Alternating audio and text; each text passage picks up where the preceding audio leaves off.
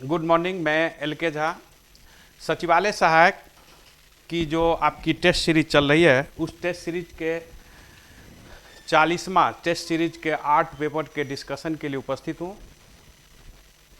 आपका पहला प्रश्न है, भारत के संविधान का प्रारूप तैयार करने वाली संविधान सभा के सदस्यों को किसके द्वारा चुना गया था। तो जैसा कि आप जानते हैं कि संविधान सभा में जो सदस्य थे वे विभिन्न प्रांतों के विधान सभाओं द्वारा चुने गए थे। जैसा कि आप जानते हैं कि कैबिनेट मिशन ने 16 मई 1946 को अपना प्रस्ताव प्रकाशित किया, जिसमें 3 बड़ी बात कही गई कि अंतरिम सरकार की गठन की जाएगी, संविधान सभा की निर्माण की पहल होगी और पाकिस्तान के मांग को वैधानिक और व्यवहारिक दोनों रूप से अवैध माना गया। कैबिनेट मिशन के प्रस्ताव पर जुलाई अगस्त 1946 को संविधान सभा की जो चुनाव हुई, 389 सदस्य की जो फार्मूला थी उसमें 292 सदस्य जो है ये देसी रियासतों से चुनकर आना था। 292 सदस्य देसी रियासतों से चुनकर आना था। इन रियासतों में 292 सदस्य ब्रिटिश भारत के राज्यों से 292 सदस्य ब्रिटिश भारत के राज्यों से चुनकर आना था, जिसमें ऐसे सदस्य की चुनाव के लिए कम से कम 10 लाख की जनसंख्या लगभग निर्धारित की गई और प्रत्येक 10 लाख की जनसंख्या पर एक संविधान सभा की सदस्यता दी गई। तो जैसा कि आप जानते हैं कि संविधान सभा में कुल 389 सदस्य हैं। जब पाकिस्तान अलग देश बन गया तो भारतीय संविधान सभा में 299 सदस्य रह गए, जिसमें 70 जो है ब्रिटिश भारत राज्य से और 229 जिसमें से 70 देसी रियासतों से और 229 ब्रिटिश भारत राज्य से शामिल थे। तो संविधान विभिन्न प्रांतों में जो संविधान सभा के सदस्य चुनकर आए वह 10 लाख लगभग जनसंख्या पर एक सदस्य चुनकर आए। जो ब्रिटिश भारत राज्यों से चुनकर आए 292 सदस्य।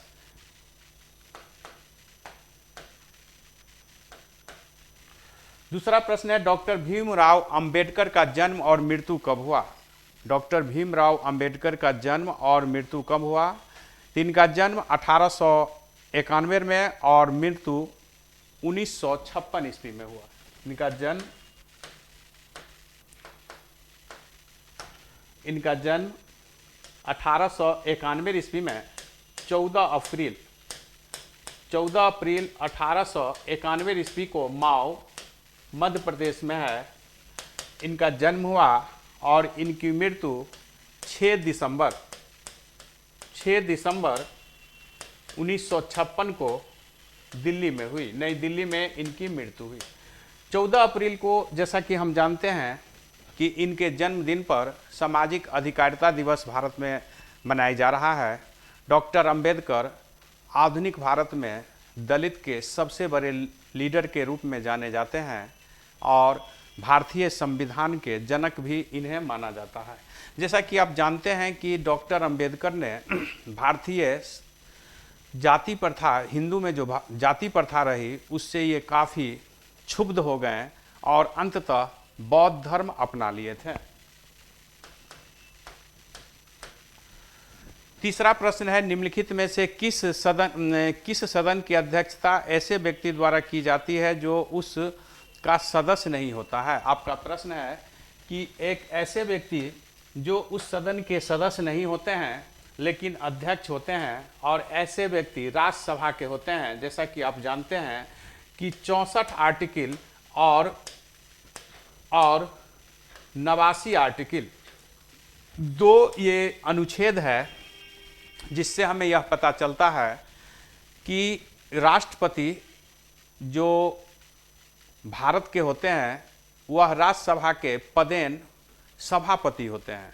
जैसा कि आप जानते हैं कि राज्यसभा के सदस्य उपराष्ट्रपति नहीं होते हैं, लेकिन उपराष्ट्रपति पदेन जो है उसका अध्यक्ष होते हैं, सभापति होते हैं।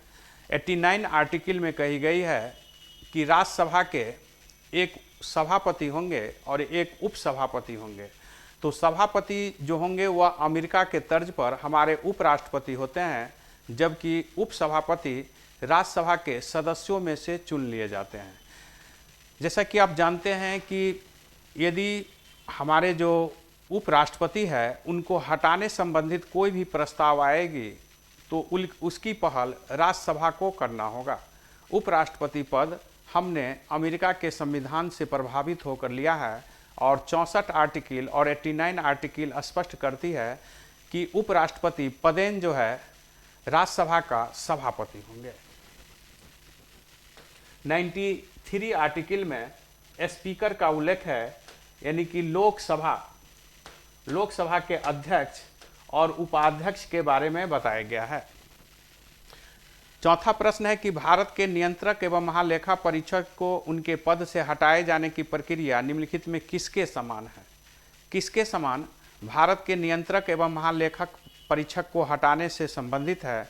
तो हमारे संविधान में जो उल्लेख की गई है उसमें बताया गया है कि नियंत्रक एवं महालेखा परीक्षक को उसी प्रक्रिया से हटाई जाएगी जिस प्रक्रिया से उच्चतम न्यायालय के न्यायाधीश को हटाया जाता है। तो जैसा कि हम जानते हैं कि उच्चतम न्यायालय के न्यायाधीश को हटाने के लिए महाभियोग जैसी प्रक्रिया अपनाई जाती है। तो इसी प्रकार की प्रक्रिया के द्वारा हम नियंत्रक एवं महालेखा परीक्षक को भी हटा सकते हैं। जैसा कि आप जानते हैं कि 148 से 151 आर्टिकल के बीच नियंत्रक एवं महालेखा परीक्षक का पद एवं शक्ति से संबंधित उनकी क्या अधिकार है, उनकी प्रतिवेदन किनको देना है, इन सब बातों की चर्चा की गई है। महाभियोग, जैसा कि आप जानते हैं कि महाभियोग द्वारा हमारे राष्ट्रपति को हटाया जाता है, जिसका उद्देश्य आर्टिकल 61 में है। और भारत के कुछ पद हैं जैसे मुख्य निर्वाचन आयुक्त, सुप्रीम कोर्ट, हाई कोर्ट के सभी जज, मुख्य न्यायाधीश सहित नियंत्रक एवं महालेखा परीक्षक। ये ऐसे पद हैं जिनको हटाने के लिए महाभियोग जैसी प्रक्रिया अपनाई जाती है। जैसा कि आप जानते हैं कि राज्य निर्वाचन आयोग के बारे में भी कहा गया है कि राज्य निर्वाचन आयुक्त जो होंगे, जो राज्य के निर्वाचन के प्रमुख होंगे, उनको उसी विधि द्वारा हटाई जाएगी जिस विधि से हाई कोर्ट के जज को हटाया जाता है। तो स्पष्ट हो गया है कि इनको भी हटाने के लिए महाभियोग जैसी ही प्रक्रिया है।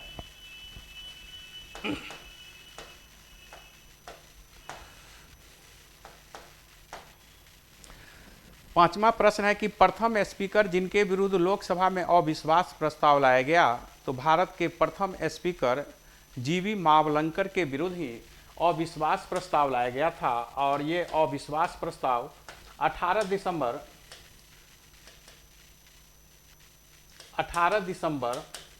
1954 को लाया गया था। 1954 को लाया गया था। जैसा कि आप जानते हैं, जीवी मावलंकर भारत के 1952 से 56 तक भारत के स्पीकर रहे हैं। इनकी मृत्यु हो गई, जैसा कि आप जानते हैं, पद पर रहते हुए। भारत के 3 स्पीकर हैं जिन पर अविश्वास प्रस्ताव लाया गया, जिसमें हुकुम सिंह भी हैं और BR जाखर भी है। इन पर अविश्वास प्रस्ताव लाया गया था, लेकिन जैसा कि आप जानते हैं कि भारत के किसी भी स्पीकर के विरुद्ध अविश्वास प्रस्ताव अब तक पारित नहीं हो पाई है। छठा प्रश्न है कि राष्ट्रपति के सिफारिश के बगैर कोई विधेयक जो कर लगाता है विधायिका में नहीं रखा जा सकता है, ऐसा प्रावधान किया गया है। तो अनुच्छेद 117 जो वित्त विधेयक से संबंधित है।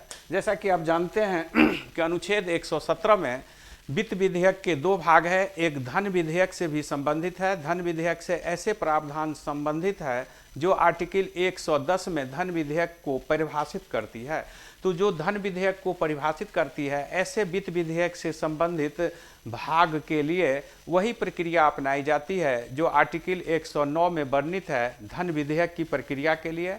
अर्थात वे सर्वप्रथम ऐसे विधेयक धन विधेयक से रिलेटेड जो है लोकसभा में ही पारित की जा सकती है। लोकसभा द्वारा पारित होकर राज्यसभा 14 दिन तक रोक सकती है। आर्टिकल 109 में इसकी वर्णन किया गया है। अनुच्छेद 266 जो है ये संचित निधि से संबंधित है और अनुच्छेद 307 और 306 जो है ये भारत में यातायात संचार व्यवस्था को बनाए रखने संबंधित है। जैसा कि आप जानते हैं कि अनुच्छेद 301 से 307 के बीच भारत में यातायात संचार व्यवस्था बेहतर हो, सभी वस्तुओं की उपलब्धता, सभी व्यक्ति तक पहुंच हो, इन सब बातों से संबंधित प्रावधान संविधान में किया गया है।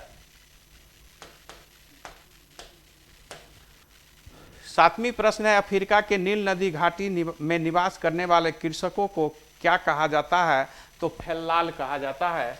जैसा कि आप जानते हैं कि फेल्लाल उस क्षेत्र के कृषक जो नील नदी के कारण अपने जीविका चलाने में अधिक सफल हुआ है। नील नदी को जैसा कि हम जानते हैं कि इसे मिस्र का वरदान भी कहा जाता है। मिस्र के विकास में, मिस्र के अर्थव्यवस्था में नील नदी का अति महत्वपूर्ण योगदान है। नील नदी घाटी विश्व की सबसे प्राचीनतम नदी घाटी सभ्यता भी मानी जाती है। 8वां प्रश्न है कि फ्रांस में मोटर उद्योग के लिए सर्वाधिक विकसित केंद्र कौन है? तो मोयन फ्रांस में मोटर उद्योग के लिए काफ़ी विकसित क्षेत्र है।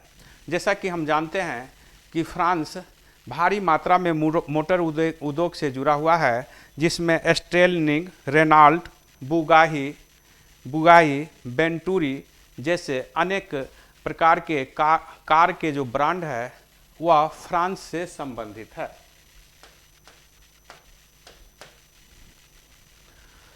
नौवीं प्रश्न है, वह नगर जो ट्रांस साइबेरियन रेल मार्ग को में नहीं पड़ता है? तो वह स्थान जो ट्रांस साइबेरियन रेल मार्ग में नहीं पड़ता है वह है पोर्ट अर्थर। ये पोर्ट अर्थर जो ट्रांस साइबेरियन रेल मार्ग में नहीं पड़ता है। जैसा कि आप जानते हैं कि ट्रांस साइबेरियन रेल मार्ग जो विश्व की सबसे लंबी रेल मार्ग कही जाती थी, यह रेल मार्ग 9200 किलोमीटर से 9289 किलोमीटर है, जो 8 दिनों का सफ़र करता है और ये साइबेरिया से व्लादिवोस्तोक तक यह जाती है, जो रूस के हम कह सकते हैं कि पश्चिमी छोर से पूर्वी छोर पर अवस्थित व्लादिवोस्तोक तक यात्रा करती है। रेल मार्ग पोर्ट अर्थर इसमें शामिल नहीं है।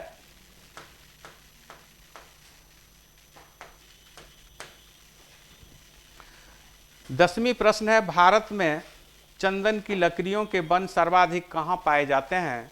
तो भारत में चंदन की लकड़ियों का वन सर्वाधिक जो आपकी विकल्प है नीलगिरी की पहाड़ियाँ होगी। नीलगिरी की पहाड़ियाँ में चंदन की लकड़ी का वन जो आपके विकल्प है उसमें सर्वाधिक पाई जाती है। जैसा कि आप जानते हैं कि कर्नाटक, तमिलनाडु आदि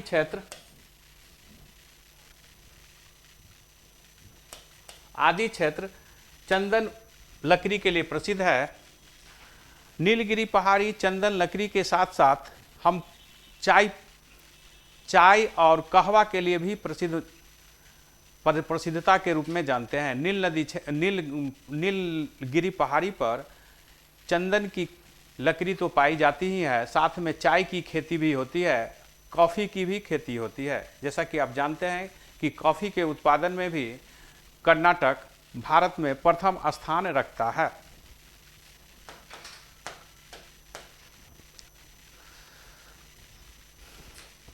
ग्यारह प्रश्न है कि भारत के काली कपास मृदा के निर्माण में सहायक सेल कौन है? कौन सा ऐसा रॉक है, सेल है जो काली मृदा के, कपासी मृदा के निर्माण में महत्वपूर्ण योगदान दिलाते हैं? वह है बेसाल्ट। बेसाल्ट जो चट्टान है, जैसा कि आप जानते हैं कि काली मिट्टी का निर्माण ज्वालामुखी के उद्गार से हुआ है, जिसमें मैग्मा, लावा आदि जो निकली है, उसी का विस्तार जो है दक्कन प्लेट्यू है, जिसे हम दक्कन के पठार क्षेत्र के नाम से, काली मिट्टी के क्षेत्र के नाम से, दक्कन ट्रेप के नाम से जानते हैं। दक्कन ट्रेप में काली मिट्टी सबसे महत्वपूर्ण है। इसे बिना जोते हुए मिट्टी, रेगूर मिट्टी, चारनोजम मिट्टी, कपासी मिट्टी जैसे नामों से भी जानते हैं। कपास की खेती के लिए यह मिट्टी बहुत ही उपयुक्त होती है, क्योंकि इसमें नमी धारण करने की क्षमता अधिक होती है, और नमी धारण करने की क्षमता अधिक होने के कारण कपास की रेशा जो है वह लंबी और मजबूत बनती है। भारत में जैसा कि आप जानते हैं कि महाराष्ट्र और गुजरात इस कपासी मिट्टी में सबसे महत्वपूर्ण स्थान रखता है। 12 प्रश्न है भारतीय मौसम विज्ञान। 12 प्रश्न है कि भारतीय मौसम विज्ञान विभाग कहाँ है। तो भारतीय मौसम विज्ञान विभाग दिल्ली में अवस्थित है। जैसा कि आप जानते हैं कि मौसम संबंधित जो पूर्वानुमान लगाने में इस संस्था की महत्वपूर्ण भूमिका है, जो सैटेलाइट के सहयोग से अपने डाटा को एकत्रित और प्रसारित करते हैं। भारतीय लोक प्रशासन संस्थान भी नई दिल्ली में है। नागपुर में जो भारत का अग्निशामक महाविद्यालय नागपुर में है। जोधपुर भी भारत के महत्वपूर्ण केंद्र, जहां केंद्रीय शुष्क कृषि अनुसंधान केंद्र है। पुणे में भारतीय मौसम वेधशाला है। भारतीय मौसम वेधशाला पुणे में अवस्थित है। 13 प्रश्न है भारत में सन 2004 में आई सुनामी द्वारा निम्नलिखित में कौन सर्वाधिक दुष्प्रभावित हुआ था। तो सबसे ज़्यादा जो आपका विकल्प है उसमें नागपट्टनम जिसे हम कहते हैं, ये नागपट्टनम सबसे अधिक प्रभावित हुआ है। ये नागपट्टनम तमिलनाडु क्षेत्र से जुड़ेगा। जैसा कि आप जानते हैं कि 26 दिसंबर 2004 को बहुत बड़ी सुनामी आई थी, जिससे दक्षिण पूर्वी एशिया काफ़ी प्रभावित हुई थी। इंडोनेशिया को सर्वाधिक क्षति पहुंची थी। भारत के भी समुद्र तटीय क्षेत्र काफ़ी प्रभावित हुए थे, विशेष रूप से कोरोमंडल और अंडमान निकोबार द्वीप समूह के क्षेत्र। तो ये सुनामी जो एक प्रकार का समुद्री भूकंप है, यह जापानी भाषा का शब्द है, और अब तक की जो रिकॉर्ड है उसमें सर्वाधिक महत्वपूर्ण ये 26 दिसंबर 2004 को आई थी, जिसमें लाखों व्यक्ति मारी गई। इसका जो रिक्टर पैमाने पर नापा गया था 8.9 था। 8.9 जो है रिक्टर पैमाने पर मापा गया था। यानी जो सबसे विनाशकारी भूकंप होता है, यही समुद्री भूकंप आई थी।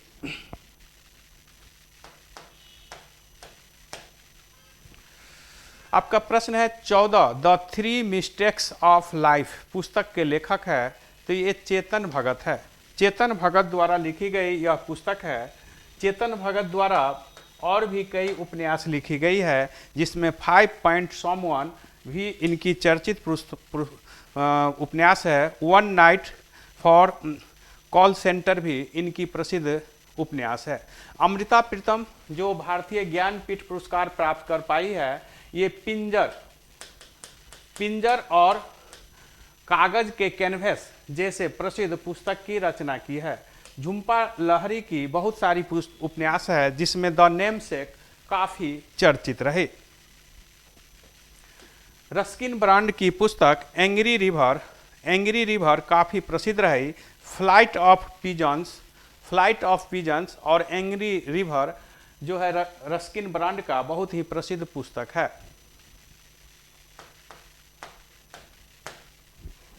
पंद्रह प्रश्न है कि भारतीय संविधान में शामिल किए गए भाषा के लिए 2011 तक ज्ञानपीठ पुरस्कार नहीं दिया गया था।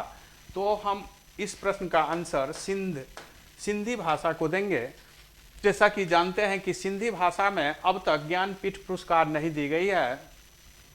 सिंधी भाषा को 1967 ईस्वी में 21वें संविधान संशोधन द्वारा 8वीं सूची में तो स्थान दिया गया, लेकिन अब तक इस भाषा में ज्ञानपीठ पुरस्कार नहीं मिला है।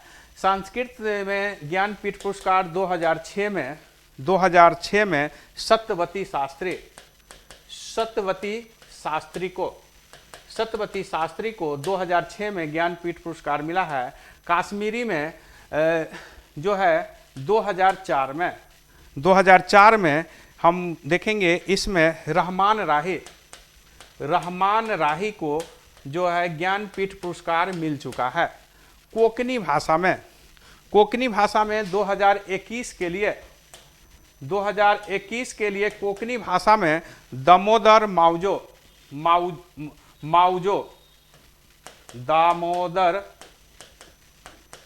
मावजो को जो है कोंकणी भाषा के लिए 2021 में ज्ञानपीठ पुरस्कार दिया गया है। जैसा कि आप जानते हैं कि 1965 ईस्वी में ज्ञानपीठ पुरस्कार की शुरुआत हुई। पहला ज्ञानपीठ पुरस्कार जी शंकर कुरुप को दिया गया मलयालम भाषा के लिए। यह भारत की सबसे बड़ी साहित्यिक पुरस्कार है। 16 प्रश्न है, मद्रास की स्थापना किसने की? तो मद्रास शहर की स्थापना फ्रांसीसी डे द्वारा किया गया। मद्रास प्रांत की स्थापना फ्रांसीसी डे द्वारा किया गया। जैसा कि आप जानते हैं कि 1639 ईस्वी में फ्रांसीसी डे ने चंद्रगिरी क्षेत्र के तमिलनाडु के चंद्रगिरी क्षेत्र के राजा वेंकटप्पा से कुछ क्षेत्र लिया लीज पर। वही जगह जहां सेंट थॉमस की किला बनाया गया और जो ये किला बनाया गया, यही आगे चलकर मद्रास शहर के रूप में हम जानते हैं। जॉब चार्नक को कलकत्ता शहर के जनक मानते हैं। क्लाइव भारत में अंग्रेजी शासन के जनक है और कोलबर्ट फ्रांसीसी कंपनी जो स्थापित हुआ उसके ये जनक है। फ्रांस के ये वित्त मंत्री थे।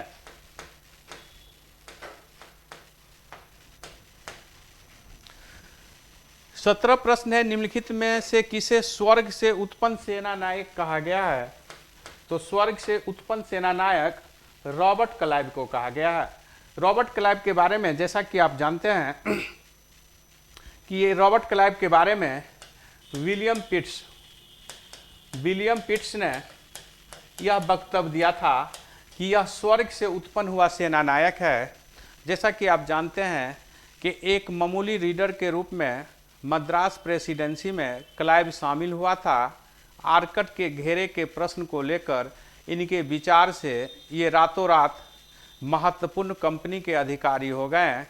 फिर जैसा कि आप जानते हैं कि पलासी के युद्ध में इनके जीत के कारण ये कंपनी के सबसे बड़े व्यक्ति के रूप में उभर कर आया। और फिर बक्सर के युद्ध के बाद जो इलाहाबाद की संधि हुआ, उस संधि को करने में भी क्लाइव का योगदान बहुत ही महत्वपूर्ण है, सर्वप्रमुख स्थान है।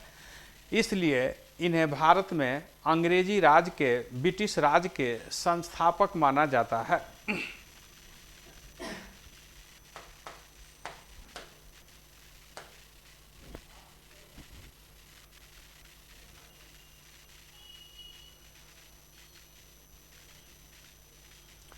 अठारह प्रश्न है कि निम्नलिखित में किसे वृक्ष मैन कहा जाता है?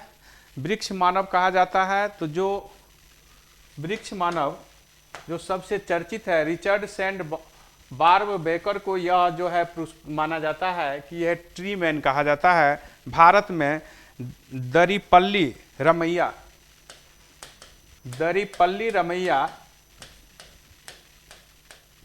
को भारत में ट्री मैन कहा जाता है। Tree man of India Daripalli Ramaiah है। वर्ल्ड में बेकर को कहा जाता है। बाबा अम्पटे ये कुष्ठ रोग के लिए आनंद भवन बनाए, जो काफ़ी चर्चित रहे। चंडी प्रसाद भट्ट और सुंदरलाल बहुगुणा ये दोनों पर्यावरण से जुड़े हुए महान विभूति हैं। 19 प्रश्न है कि भारत में एनिमल वेलफेयर बोर्ड का मुख्यालय कहाँ है? तो जाहिर है कि एनिमल वेलफेयर बोर्ड की मुख्यालय हरियाणा के फरीदाबाद लाया गया है। फरीदाबाद में लाया गया है। पहले ये चेन्नई में था। 1960 में एनिमल वेलफेयर बोर्ड की शुरुआत हुई। 62 से यह बेहतर रूप से काम करने लगा और इसकी मुख्यालय पहले चेन्नई थी, बाद में फरीदाबाद इसको हस्तांतरित किया गया है। 20वां प्रश्न है, प्रसिद्ध यूनानी राजदूत मेगास्थनीज भारत में किसके दरबार में आए थे? तो यूनानी मेगास्थनीज जो चंद्रगुप्त मौर्य के दरबार में आए थे। जैसा कि आप जानते हैं कि सेल्यूकस निकेटर के दूत बनकर ये भारत आए थे और भारत में आए, ये पाटलिपुत्रा में रहे। पाटलिपुत्रा को ये पालीब्रोथा नाम दिया है। पाटलिपुत्रा के बारे में बहुत कुछ इन्होंने बताए हैं। नगर प्रशासन पर सबसे अधिक जानकारी हमें मेगास्थनीज द्वारा जो लिखी गई पुस्तक है इंडिका से मिलती है।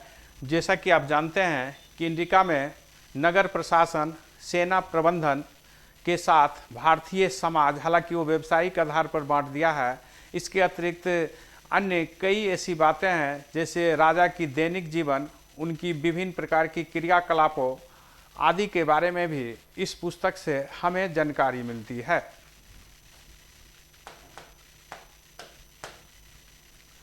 एक इस प्रश्न है, सार्थवाह किसे कहते हैं? तो व्यापारियों के काफिले को सार्थवाह कहा जाता है। जैसा कि आप जानते हैं कि व्यापारी एक समूह में चलते थे जिसे काफिले कहा जाता था, और उस काफिले को हम सार्थवाह के नाम से भी जानते थे। व्यापारी समूह एक स्थान से दूसरे स्थान व्यापार करने में विशेष रूप से पशुओं का प्रयोग करते थे। पशु इनके यातायात के मुख्य साधन के रूप में प्रयोग होता था। बुलंदीबाग प्राचीन स्थान है जो अवस्थित है। तो ये बुलंदीबाग पाटलिपुत्र में अवस्थित है। जैसा कि आप जानते हैं कि बुलंदीबाग प्राचीन स्मारक के लिए जाना जाता है। इससे हमें पाटलिपुत्रा के बारे में, उस समय की नगर नियोजन के बारे में जानकारी मिलती है। और ये बुलंदीबाग की खोज जो है L.A. बेलार्ड ने किया। L.A. बेलार्ड द्वारा पाटलिपुत्रा के बुलंदीबाग, पाटलिपुत्रा में जो बुलंदीबाग है, इसके बारे में जानकारी प्राप्त किया। मौर्य काल के बारे में यहाँ से महत्वपूर्ण पुरातात्विक स्रोत मिलती है। 23 प्रश्न है, किस राजवंश के शासकों ने सुदूर देशों के साथ सीरिया, मिस्र के साथ राजकीय संबंध बनाया? तो जैसा कि आप जानते हैं कि ऐसा संबंध बनाने वाले हमारे शासक मौर्य वंश के शासक थे। मौर्य वंश के शासक ने सीरिया से, मिस्र से आदि देशों से भी संबंध बनाए। जैसा कि एंटिगोनस और टामली फिलाडेल्फिया की चर्चा मिलती है, जो भारत में संबंध मौर्य वंश में रखते थे। अशोक के 13वें बृहद शिलालेख में भी 5 विदेशी राज्यों की चर्चा किया है। अशोक इन देशों से बेहतर संबंध स्थापित करने का प्रयास किया।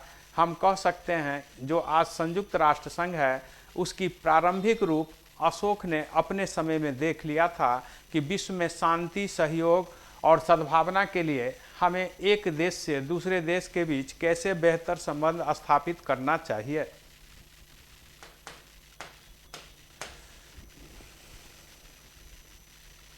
चौबीस प्रश्न है आपका कि शिवाजी के शासन में आय का मुख्य स्रोत क्या था? तो शिवाजी के शासन में आय का मुख्य स्रोत चौथ था। चौथ शिवाजी के भूराजस्व प्रशासन में एक बहुत बड़ी विशेषता थी। जैसा कि आप जानते हैं, यह विशेषता चौथ का अर्थ हुआ 1/4 बराबर 25%। ये 25% उन क्षेत्र से लेते थे जिस क्षेत्र के ये अपना जिस क्षेत्र पर अपना आधिपत्य मानते थे, जिस क्षेत्र को वे अपना क्षेत्र मानते थे। ऐसे क्षेत्र की सुरक्षा के बदले उस क्षेत्र में शांति हो, सुरक्षा हो, सब कुछ बेहतर ढंग से सुचारू रूप से चले, इसके लिए ये चौथ लेते थे जो 25% होता था। मोकास जो है ये सरजमी से संबंधित, ये सेना से या उनके जो निजी भूमि दी जाती थी, ऐसे भूमि से संबंधित है। सर देशमुखी अपने स्वराज से, जो शिवाजी के पूर्ण अपने नियंत्रण में उनके राज थे, वहाँ 10% देश के प्रमुख होने के नाते लेते थे। जजिया कर, जैसे कि आप जानते हैं, गैर मुसलमानों से लिया गया एक प्रकार की सुरक्षा के नाम पर धार्मिक कर, और यह सर्वप्रथम भारत में सिंध क्षेत्र में मोहम्मद बिन कासिम द्वारा लागू किया गया था। 25 प्रश्न है कि अफजल खां जो शिवाजी को धोखे में मारना चाहता था, किस राज्य के अधिकारी था।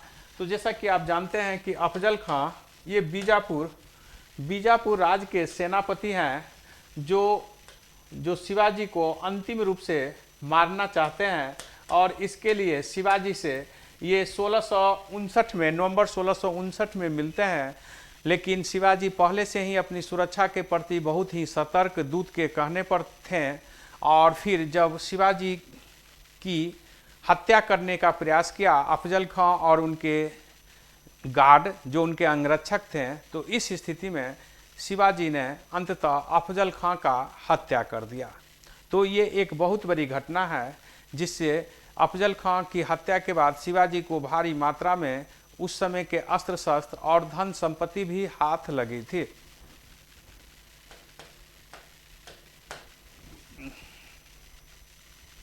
छब्बीस प्रश्न है, निम्नलिखित में किसने तीनों गोलमेज सम्मेलन में भाग लिया।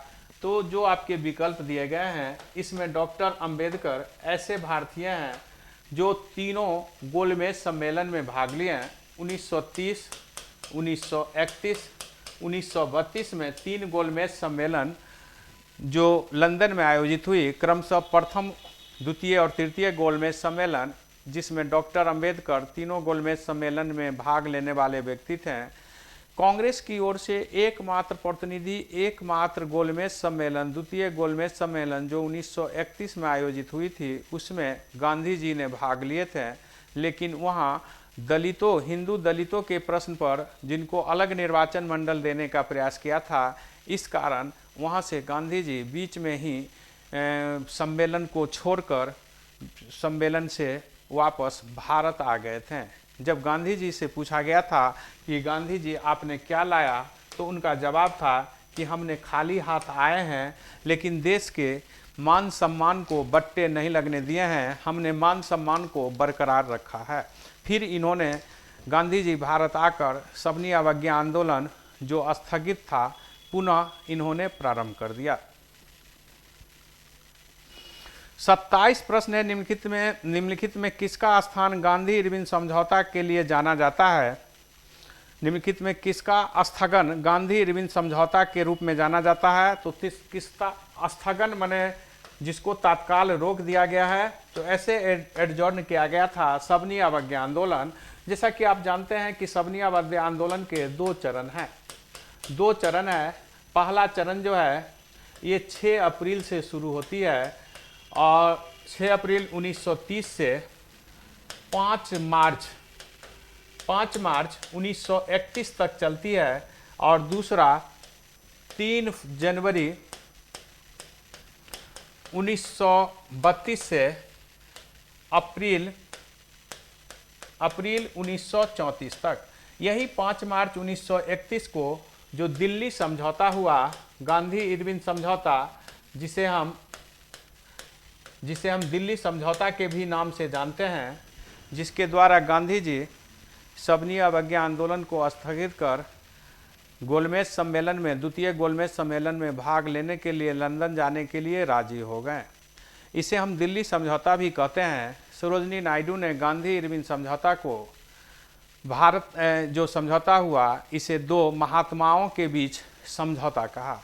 गांधी इरविन समझौता की सबसे बड़ी बात यह है कि यह पहला अंग्रेज के साथ कांग्रेस या भारत के किसी भी संस्था या व्यक्ति की सम्मेलन थी जो बराबरी के रिश्ता पर हुआ था। इसमें गांधी जी को वही स्थान दिया गया था जो वहाँ के वाइसराय को था। तो यह एक बड़ी ही सम्मानजनक बात थी। 28 प्रश्न है, भारत में निर्धनता के स्तर को आंकलन किया जाता है। तो भारत में निर्धनता के स्तर का आंकलन जो वर्तमान में पद्धति है, यह पद्धति परिवार के उपयोग व्यय के आधार पर किया जाता है। कोई परिवार कितना व्यय कर रहा है इसके आधार पर निर्धारित किया जाता है। जैसा कि आप जानते हैं कि निर्धनता निर्धन किसे कहा जाए और निर्धनता की मापदंड क्या हो, इस पर भारत में कई बार विचार बदलते रहा है। अलग अलग जो समिति और आयोग बनाई गई वह अपने अपने तरह से इसको परिभाषित करने का प्रयास किया है। जैसा कि जानते हैं कि योजना आयोग ने जो है भोजन की उपलब्धता कैलोरी के रूप में भी निर्धनता को निर्धारित करने का प्रयास किया। फिर जो रंगराजन समिति बनाई गई और तेंदुलकर समिति, इन दोनों ने प्रति परिवार या व्यक्ति व्यय को आधार बनाया। 29 प्रश्न है कि निम्नलिखित में कौन सा असमानता घटाने का उपाय नहीं है। तो न्यूनतम आवश्यकता कार्यक्रम ये घटाने का उपाय है। अर्थव्यवस्था का उदारीकरण ये निर्धन असमानता घटाने का उपाय नहीं हुआ। कारारोपण से भी हो सकता है, भूमि सुधार से भी हो सकता है। जब हम न्यूनतम कार्यक्रम की शुरुआत करते हैं, जैसा कि इंदिरा गांधी ने 1975 में 20 सूत्री कार्यक्रम शुरू किया था, तो इससे की थी, तो इसके द्वारा जो सबसे गरीब वर्ग के व्यक्ति है उन्हें जरूरी जो अति जरूरी चीज है उसकी उपलब्धता उनकी पहुंच बने, इसके लिए प्रयास किया गया था। कारारोपण, जैसा कि आप जानते हैं कि इनकम टैक्स या विभिन्न प्रकार की टैक्स लगाई जाती है जो अमीरों से ली जाती है और उसका अधिकतम भाग गरीबों के कल्याण पर खर्च होती है। तो असमानता घटाने में ये भी सहयोग दे रहा है और न्यूनतम कार्यक्रम के द्वारा भी उन्हें विभिन्न प्रकार की सुविधा मिलता है, यानी उनमें मान सम्मान और जीवन स्तर ऊंचा होने का मौका मिलता है। भूमि सुधार असमानता दूर करने का एक बहुत बड़ी माध्यम है। जैसा कि आप जानते हैं कि प्राकृतिक संसाधनों का उचित बंटवारा न होना अशांति का एक कारण होता है। हमारे देश में एमसीसी जैसी बड़ी उग्र संस्थान जो आई, जो एक अवैध संगठन है, यह निश्चित ही भूमि से संबंधित मुख्य विवाद है। तो भूमि सुधार जो भू आंदोलन द्वारा भूमि दी गई, इसके अतिरिक्त जमींदारी उन्मूलन किया गया, उसका यदि सही से इम्प्लीमेंट हो तो भूमि सुधार से भी असमानता को दूर करने में मौका मिलेगा। जबकि उदारीकरण जो है ये हमारे देश की आर्थिक गतिविधियों को तेज किया, जो 24 जुलाई 1991 को शुरू किया गया। लेकिन जैसा कि हम जानते हैं कि उदारीकरण के दौर में गरीबी और अमीरी के बीच दूरी और बढ़ गई है। जो अमीर है वह बहुत अमीर हो गए हैं, लेकिन उसके अपेक्षाकृत गरीब की जो आय में उस अनुपात में वृद्धि नहीं हुई है। आज भी जैसा कि आप जानते हैं कि नीति आयोग की जो एक रिपोर्ट आई है उसमें बिहार में 51% से अधिक, यानी लगभग 52% व्यक्ति को निर्धन के रूप में दिखाया गया है, जो सबसे कम है। तो गरीबी अलग अलग अनुपात है। भारत सरकार 21.9% ही गरीब मानते हैं, लेकिन अभी जो नीति आयोग की एक रिपोर्ट है, उस रिपोर्ट की जो मापदंड है, उस मापदंड में बिहार में आधा से अधिक व्यक्ति को गरीब बताया गया है।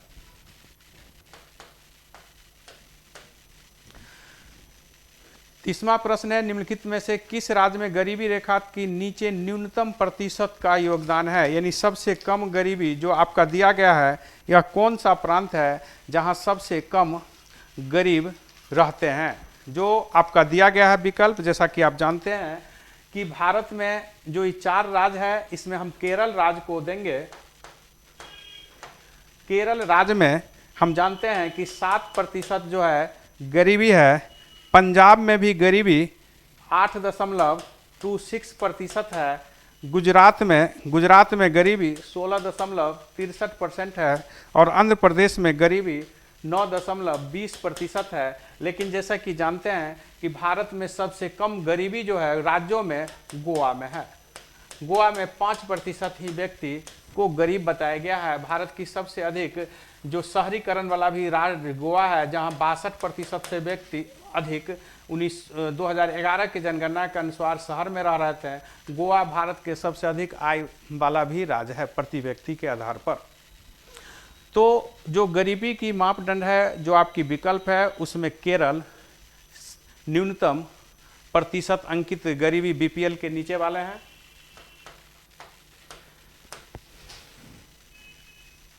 आपका 31 प्रश्न है कि यूरो राष्ट्रीय मुद्रा है, कितने देशों की यूरो राष्ट्रीय मुद्रा है? तो हम बताना चाहेंगे कि आपकी जो विकल्प है इसमें कोई सही नहीं है। आपका आंसर सी है, ये तो गलत है ये, और ये जो विकल्प है इसमें कोई भी सही नहीं है, क्योंकि यूरो जो है वह 20 देशों की मुद्रा हो गई है। जैसा कि आप जानते हैं कि क्रोएशिया जो है भी इस मुद्रा को अंततः अपनाने की औपचारिक घोषणा कर दी है और 2023 से इसको अपनाएगी। तो इस आधार पर यदि आप आंसर अंततः देंगे भी तो आंसर आपका डी हो जाएगा। ठीक है, आंसर यदि देना भी होगा तो डी होगा। लिथुआनिया जो है ये यूरो मुद्रा अपनाने वाला अंतिम देश है जो 19 है, और 20वां देश जो क्रोएशिया है जो अपना तो लिया है, औपचारिक घोषणा सब प्रक्रिया पूरी हो गई है, 2023 से यूरो मुद्रा को मान लेगा। यूरो मुद्रा का इंजन यानी सबसे शक्तिशाली जो इसमें राष्ट्र है वह राष्ट्र जो है जर्मनी है।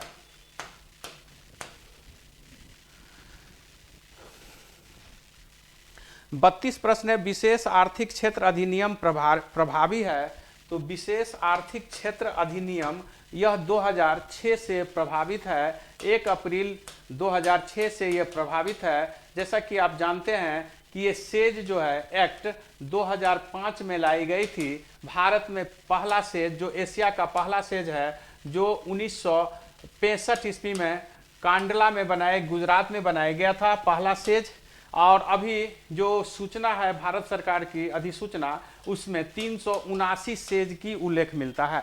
विशेष आर्थिक क्षेत्र ऐसे क्षेत्र होते हैं जहां सरकार की अधिकतम सुविधा उन्हें संस्था को या उत्पादक वर्ग को मिलता है, और वहां से जो अधिक से अधिक उत्पादन को प्रोत्साहित किया जाता है। किसी क्षेत्र विशेष को किसी कार्य के लिए, किसी विशेष उत्पादन के लिए चिन्हित किया जाता है कि कोई क्षेत्र, जिस तरह टमाटर उत्पादन के लिए कोई प्रसिद्ध है तो कोई मिर्चा उत्पादन के लिए प्रसिद्ध है। तो विभिन्न क्षेत्र विभिन्न वस्तुओं या सेवा से संबंधित जो है वह क्षेत्र हो सकता है, और उस क्षेत्र उस ब्रांड के नाम से जाना जाता है, और सरकार उसके लिए विशेष सुविधा उपलब्ध कराने की प्रयास करती है।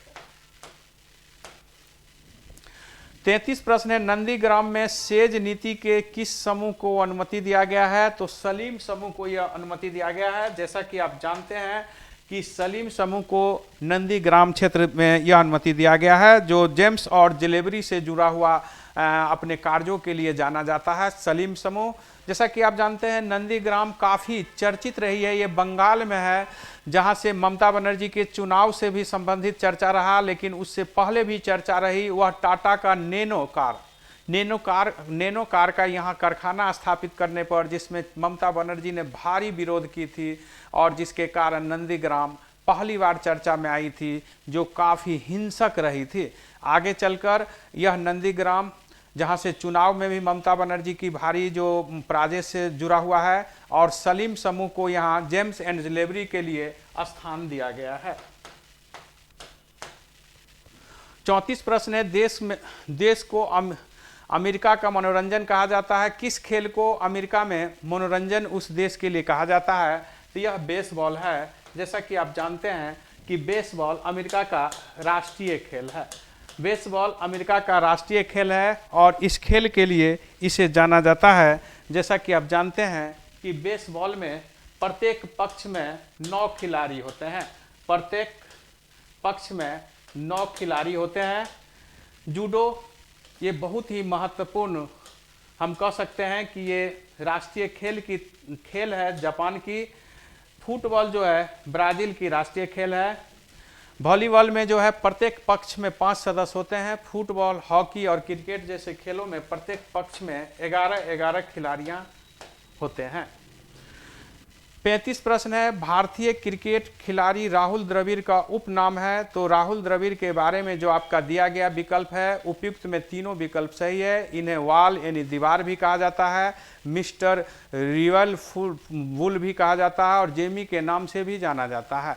जैसा कि जानते हैं राहुल द्रविड़ भारत के प्रसिद्ध क्रिकेटर रहे हैं, जो वेस्टमैन के रूप में अपनी उपलब्धि हासिल किए हैं और ये जो पहले अंडर 90 क्रिकेट टीम है उनके कोच के रूप में रहकर विश्व कप भी अंडर 90 जिताने में महत्वपूर्ण भूमिका उनका रहा है। 36 प्रश्न है कि प्रतिवर्ष किसकी स्मृति में 13 फरवरी को महिला दिवस के रूप में मनाते हैं? तो प्रत्येक वर्ष महिला दिवस के रूप में हम सरोजिनी नायडू के जन्मदिन पर मनाते हैं। सरोजिनी नायडू के जन्मदिन पर हम प्रत्येक वर्ष 13 फरवरी को राष्ट्रीय महिला दिवस के रूप में मनाते हैं।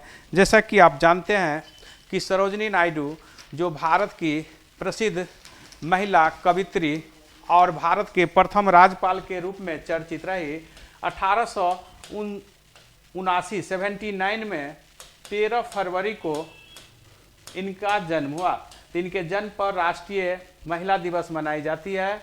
जैसा कि आप जानते हैं कि इंदिरा गांधी जो भारत की ये प्रधानमंत्री बनी थी, उस अवसर पर हम 24 जनवरी को जो है राष्ट्रीय बालिका दिवस मनाते हैं, जब श्रीमती इंदिरा गांधी भारत की पहली बार प्रधानमंत्री बनी थी। सरोजिनी नायडू जो कांग्रेस की प्रथम अध्यक्षता और स्वतंत्र भारत के प्रथम राज्यपाल जो उत्तर प्रदेश को इन्हें बनाया गया। 8 मार्च को हम प्रत्येक वर्ष अंतर्राष्ट्रीय महिला दिवस मनाते हैं।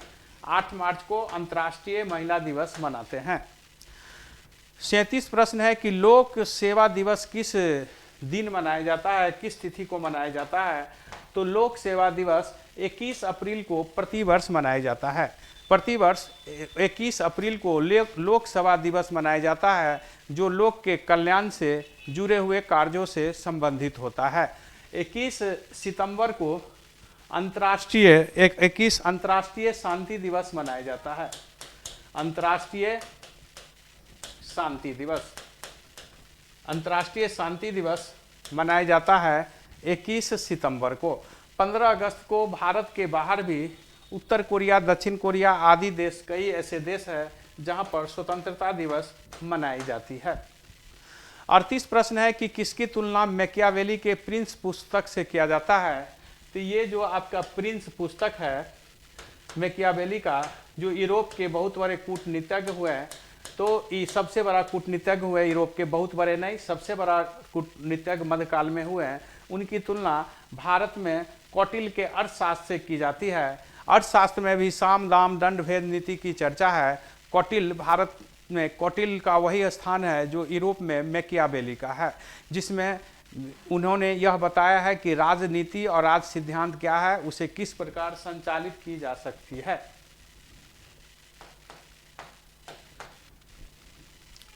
उनचालीस प्रश्न है महात्मा गांधी के विचारों को टॉलस्टॉय ने किस पुस्तक से प्रभावित है? तो आप जानते हैं कि टॉलस्टॉय जो बहुत बड़े उपन्यासकार रहे हैं, उनकी पुस्तक वार एंड पीस से बहुत ही महात्मा गांधी प्रभावित है। महात्मा गांधी सबसे अधिक गीता से प्रभावित हुए हैं। इसके अतिरिक्त वे विभिन्न बड़े बड़े देश विदेश के विद्वानों और उनके विचारों से भी प्रभावित हुए हैं, जिसमें टॉलस्टॉय, थोरे और जॉन रॉकिंस जैसे व्यक्ति भी शामिल हैं। Passage to India, E S Forster की यह पुस्तक है passage to India, tale of two cities, Charles Dickens की पुस्तक है। और माय स्टोरी पुस्तक जो है ये कमला सुरैया की यह पुस्तक है।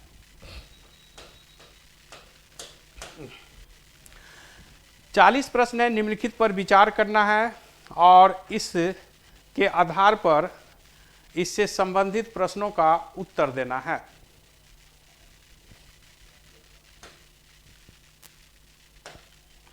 उपयुक्त में से कौन सा सही सुमेलित है? तो इसमें से देखिए राधाकांत देव जो आपका विकल्प है, राधाकांत देव।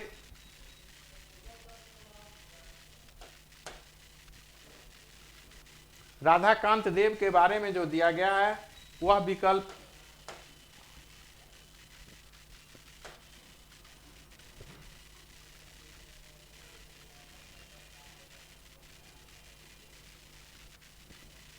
वह विकल्प जो है सही है।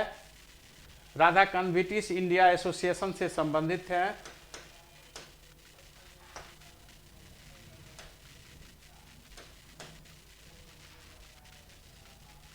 और जबकि फिर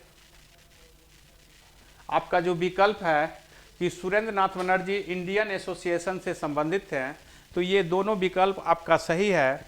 जबकि गुजुलू लक्ष्मीरनु चेट्टी मद्रास महाजन सभा से संबंधित है, यह गलत है, क्योंकि मद्रास महाजन सभा से संबंधित बी राघवाचारी, आनंद चार्लू जैसे व्यक्ति शामिल थे। आनंद चार्लू जैसे व्यक्ति मद्रास महाजन सभा से संबंधित है। तो स्पष्ट है कि आपका जो विकल्प है वह 1 और 3 सही है। 2 जो आपका विकल्प है वह विकल्प गलत है।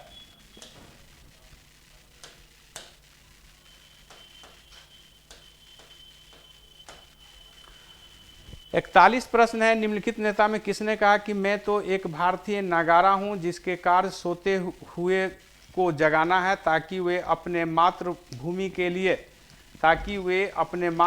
के लिए जगे और कार्य करे। ऐसा कहने वाला एनी बेसेंट। एनी बेसेंट जो आयरिश महिला हैं और ये भारत में आकर या थियोसॉफिकल सोसाइटी से प्रभावित होकर भारत आई, उसकी सदस्य बनी, बाद में अध्यक्ष बनी और फिर कांग्रेस और राष्ट्रीय आंदोलन के ये पुरोधर के रूप में भी काम की। ये 1917 में कांग्रेस की अध्यक्षता करने वाली पहली महिला बन गई। 1916 में इन्होंने मद्रास में होम रूल लीग की स्थापना की और होम रूल लीग भारत में जो चलाई गई इसकी जनक एनी बेसेंट है।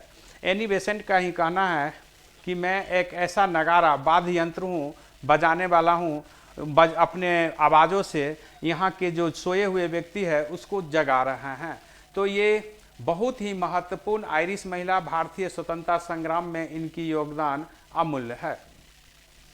इनका ही ये कथन है।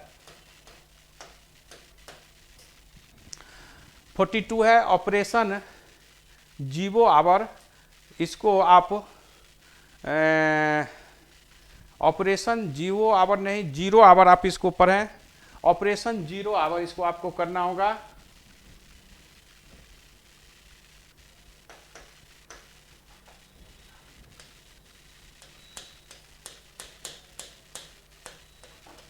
ये ऑपरेशन जीरो आवर जो 9 अगस्त 1942 को कांग्रेस जो भारत छोड़ो आंदोलन चलाई शुरू की, सुबह सुबह ही सभी महत्वपूर्ण कांग्रेसी नेताओं को अंग्रेज ने गिरफ्तार कर लिया। इसे ही ऑपरेशन जीरो आवर कहा गया। जैसा कि आप जानते हैं कि 8 अगस्त 1942 को गांधी जी ने बॉम्बे के ग्वालियर टैंक से करो और मरो जैसे नारा के साथ उन्होंने भारत छोड़ो आंदोलन का आह्वान किया, जिसमें कहा कि मैं ये स्वतंत्रता का अंतिम लड़ाई लड़ रहा हूँ। इस लड़ाई में मैं फिरंगियों को देश से, हिंदुस्तान से खदेड़ दूंगा अथवा इस प्रयास में अपना जान दे दूंगा। यही करो और मरो जैसी शॉर्ट फॉर्म में इनको, इस शब्द को जो है चरितार्थ किया गया। तो भारत छोड़ो आंदोलन जो 9 अगस्त 1942 से प्रारंभ हुआ, ब्रिटिश सरकार कठोर नीति को अपनाते हुए कांग्रेस के सभी महत्वपूर्ण बड़े नेता को गिरफ्तार कर लिया, जिसमें महात्मा गांधी और उनकी पत्नी को पुणे के यरवरा के पास जो अवस्थित है ये आगा खां पैलेस, वहां रखा गया, जहां अंततः कस्तूरबा की वहीं मृत्यु हो गई। जैसा कि आप जानते हैं कि भारत छोड़ो आंदोलन ब्रिटिश सरकार के विरुद्ध चलाया गया भारत में अंतिम सबसे प्रभावशाली और जन आंदोलन था।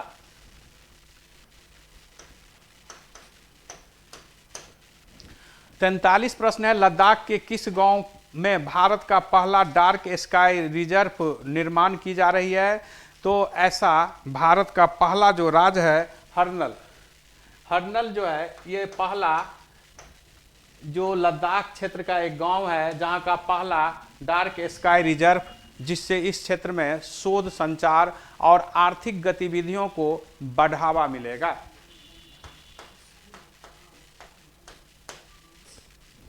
चौवालीस प्रश्न है। अहमदाबाद में ओलंपिक स्तर के खेल परिषद का आधारशिला किसने रखी है? तो अमित शाह ने रखी है। और यह अमित शाह अमित शाह जो है जनवरी 2022 में इस ओलंपिक स्तर के खेल परिषद का जो है आधारशिला रखा है। जैसा कि आप जानते हैं कि ओलंपिक खेल में भारत की स्थिति बहुत अच्छी नहीं रही है, जब छोटे छोटे देश भी हमसे बेहतर स्थिति बना लेता है। हमें चीन, अमेरिका जैसे देशों के टक्कर में आना होगा। हम उन्हें समतुल्य उनको बनाने के लिए कठोर परिश्रम की ज़रूरत है। इसके अंतर्गत सरकार ने कई प्रकार की खेल का आयोजन किया है, प्रोत्साहन शुरू किया है। इसी क्षेत्र में यह अमित शाह द्वारा आधारशिला जो रखी गई है एक बड़ी पहल मानी जाती है। 45 प्रश्न है, किस संस्था संगठन ने G24 का प्रक्षेपण किया है? कौन सी संस्था है जो G4 का प्रक्षेपण किया है?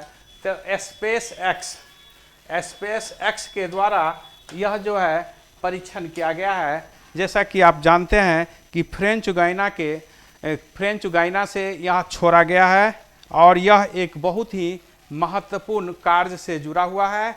ये इससे DTH जैसे कार्यों को बढ़ावा मिलेगा। टाटा की जो संचार है व्यवस्था है उसको इससे काफ़ी लाभ होने की संभावना है।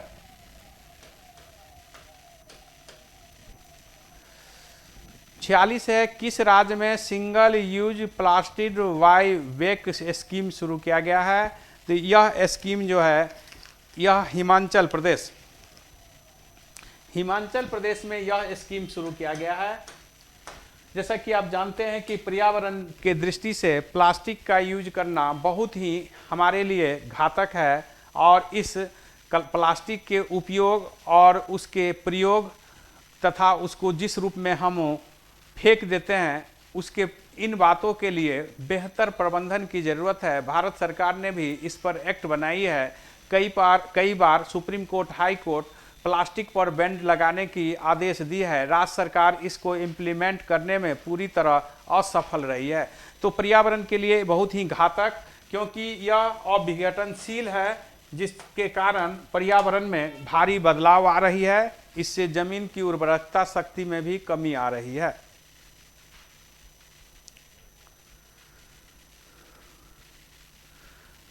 सैंतालीस प्रश्न है कि बुल्लू डक किस राज्य की स्टेट बटरफ्लाई घोषित किया गया है? तो ये सिक्किम राज्य के जो है स्टेट बटरफ्लाई घोषित किया गया है बुल्लू डक को। ये सिक्किम राज्य के स्टेट बटरफ्लाई यानी तितली, इसको घोषित किया गया है। जैसा कि आप जानते हैं कि सिक्किम राज्य का पशु जो है, राजकीय पशु जो है लाल पंडा है। वहाँ के लाल पंडा है सिक्किम राज्य के राजकीय पशु।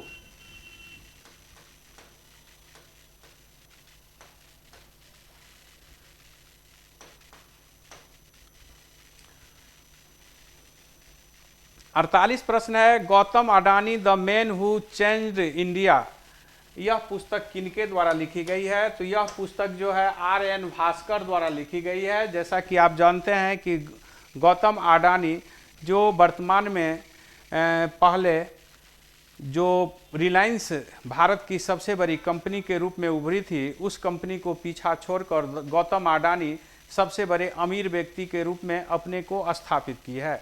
तो इसमें RN भास्कर ने कैसे गौतम अडानी इस क्षेत्र में अपनी महारत हासिल की, दुनिया के बड़े जो है दिग्गज अरबपति में ये शामिल हुए हैं, कैसे इनकी विकास हुई, क्या पद्धति रही, इन सब बारे में एक बेहतर अप्रोच जो है Gautam Adani the man who changed India पुस्तक में RN भास्कर ने लिपिबद्ध किया है।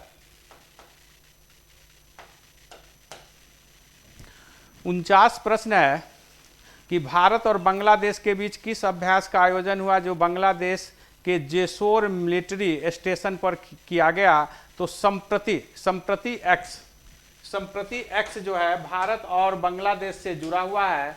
जैसा कि आप जानते हैं कि एक देश से दूसरे देश के बीच जो है सैन्य संयुक्त अभ्यास एक नई परंपरा तेजी से पनपी है जो अब विश्वव्यापी रूप धारण कर लिया है। इस क्षेत्र में आप देख सकते हैं कि इंडोनेशिया समुद्रम शक्ति जो है ये भारत और इंडोनेशिया के बीच है।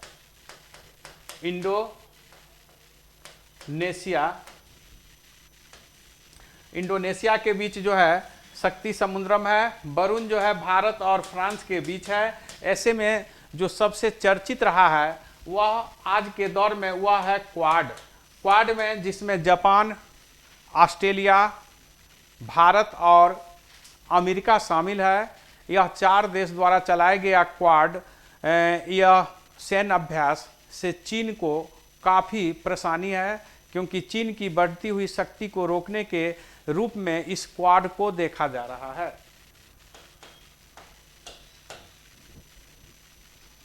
आपका 50वां प्रश्न है कि पर्यावरण प्रदर्शन सूचकांक 2022 में भारत का रैंक क्या है। तो भारत का रैंक इसमें बहुत ही खराब दिखाया गया है। 180 देशों में भारत का स्थान अंतिम दिया गया है, जिसे 18.9 जो है स्कोर दिया गया है। और यह स्कोर जैसा कि आप जानते हैं कि सबसे अंतिम है। जैसा कि आप जानते हैं पर्यावरण प्रदर्शन सूचकांक 2 संस्थान द्वारा चलाया जाता है। येलो सेंटर फॉर इन्वायरमेंटल और दूसरा जो है वह Columbia University centre for environmental earth and information centre. तो ये येलो अमेरिका और कोलंबिया यूनिवर्सिटी की एक संयुक्त जो है पर्यावरण प्रदर्शन सूचकांक जारी करने की पहल है। इस पहल में जैसा कि आप जानते हैं कि भारत की स्थिति सबसे अंत में दिया गया है। इसमें पहला स्थान डेनमार्क को, दूसरा स्थान यूके को और तीसरा स्थान जो है फिनलैंड को दिया गया है। जैसा कि आप जानते हैं कि भारत सरकार ने इसका भारी विरोध किया है और उनका यह कहना है कि जिस आधार पर पर्यावरण प्रदर्शन सूचकांक जारी किया गया है वह किसी भी रूप में भारत सरकार को मंजूर नहीं है और ये गलत आंकड़ों पर आधारित है, गलत डाटे पर आधारित है, जिसे भारत सरकार स्वीकार नहीं करती है। जैसा कि आप जानते हैं भारत स्थिति वन रिपोर्ट 2021 के अनुसार भारत में वनों की प्रतिशत 24.62% है। जब हमारे देश में इतने वन हैं, हम काफ़ी तेज़ी से बढ़ रहे हैं, वन क्षेत्र में अपना विस्तार करने में प्रयासरत हैं। तो जिस देश में 1/4 वन हो वहाँ पर्यावरण की स्थिति इतनी कमी दिखाया जाए तो हम ये मान सकते हैं कि इस डाटा में कहीं ना कहीं कमी हो। लेकिन हम ये मानेंगे कि डेनमार्क को इसमें पहला स्थान दिया गया है, यूके को दूसरे स्थान और तीसरे स्थान पर फिनलैंड को रखा गया है। भारत सरकार इस पर्यावरण प्रदर्शन सूचकांक को खारिज करती है। धन्यवाद। अब रुको वहाँ से।